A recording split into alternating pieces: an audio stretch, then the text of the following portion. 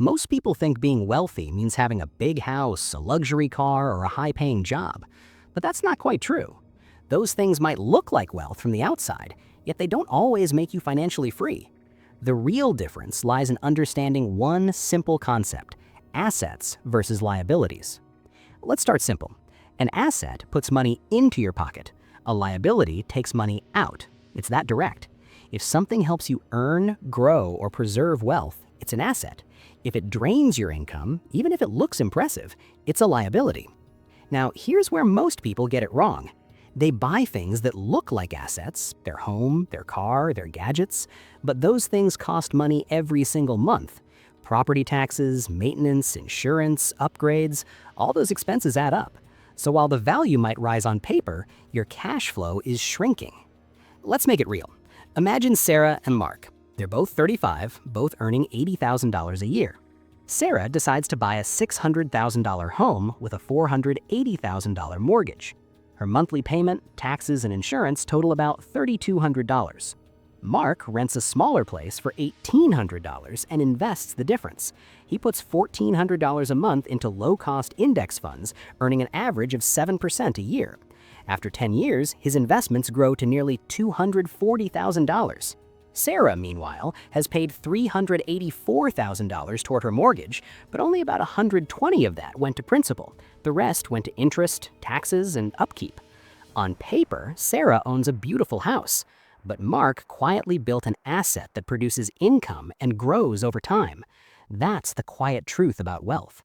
It's not what you own, it's what earns for you. Let's talk about a few categories of assets. First, income-producing assets, things that generate cash flow. Rental properties, dividend-paying stocks, bonds, businesses, even digital assets like websites or online courses. Anything that pays you regularly without constant effort qualifies.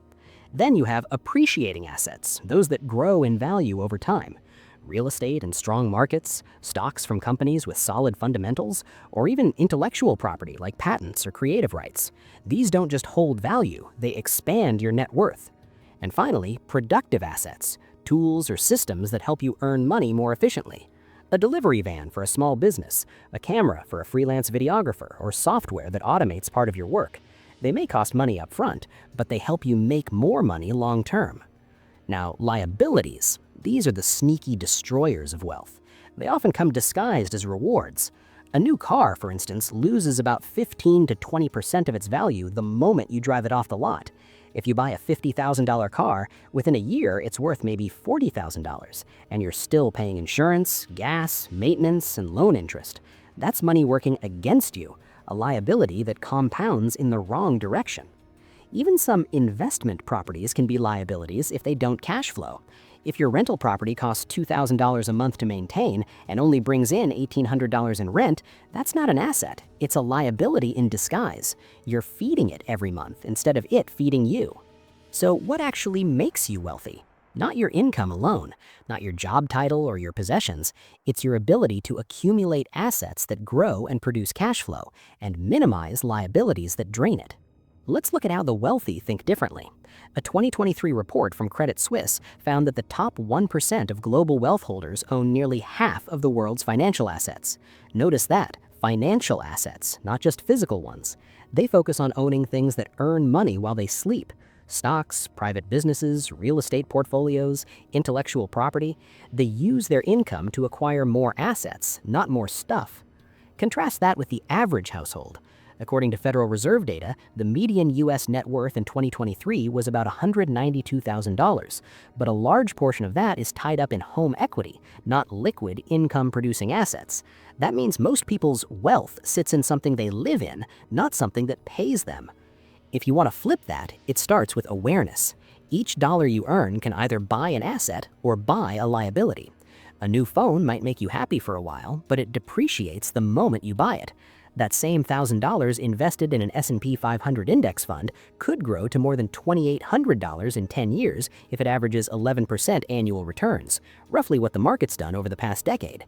It's not about deprivation, it's about direction. Where your money goes decides what your future looks like. There's also the psychological side. Assets give you freedom, while liabilities create pressure. When your assets pay for your lifestyle, you gain choice. You can take a break, start a project, or spend more time with family without worrying about bills. Liabilities, on the other hand, keep you tied to income. You have to keep earning just to keep up.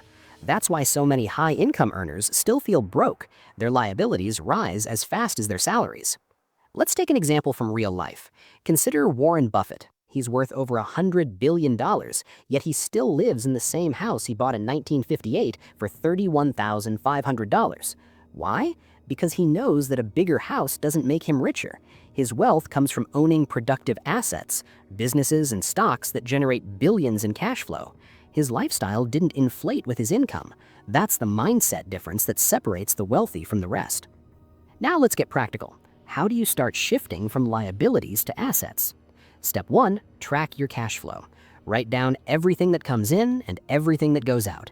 Then ask yourself, does this expense add value to or income to my life, or does it just take money away?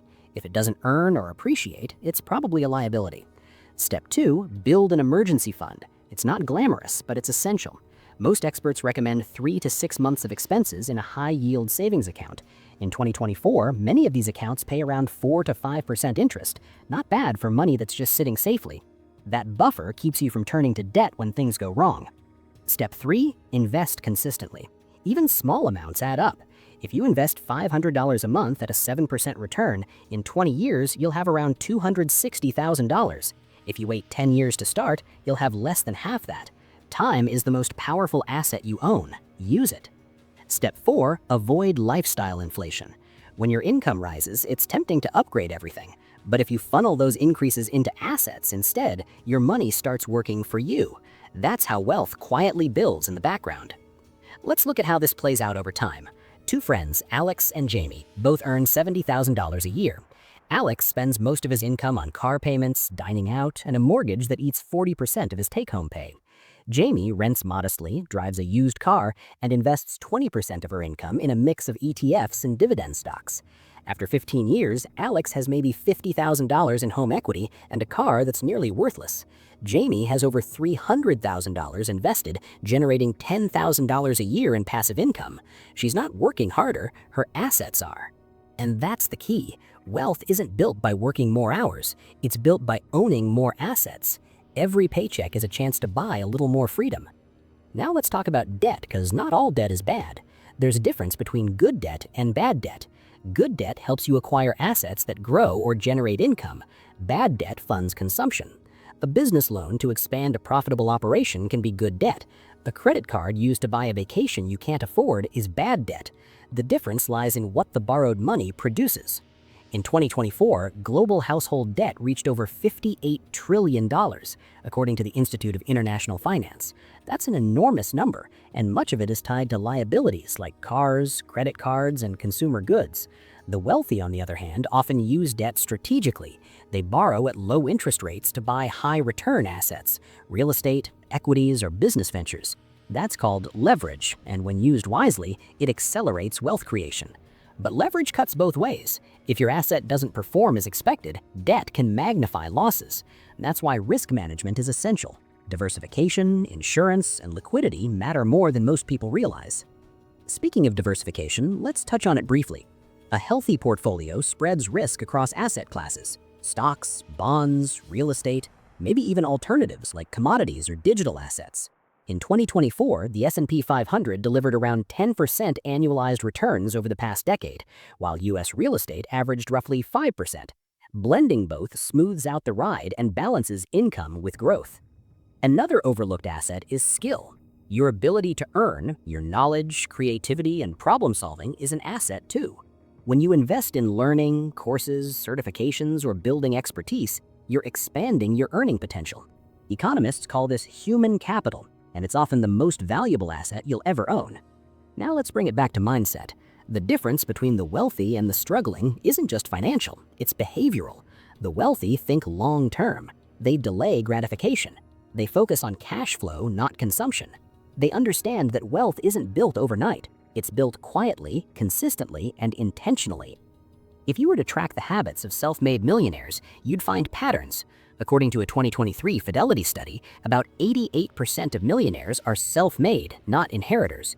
They built their wealth through saving, investing, and smart asset allocation over time. They didn't need luck, just discipline and patience. So when you think about what truly makes someone wealthy, remember this. It's not the car they drive or the house they live in. It's the assets they own that quietly grow in the background. It's their ability to make money while they sleep. And it's their freedom to choose how to spend their time. Here's a challenge for you. Look at everything you own and ask one question. Does this make me money or cost me money? If it makes you money, it's an asset. If it costs you, it's a liability. Shift that balance even slightly, and your financial future will change dramatically. Start small. Buy one share of a strong dividend company. Start a side business that earns $200 a month. Invest in a skill that lets you raise your rates. Each small win moves you closer to financial independence. And remember, wealth isn't about having everything. It's about owning the right things. When your assets generate more income than your expenses, you're free. That's the moment your money starts working harder than you do. So the next time you're tempted by a shiny new purchase, pause.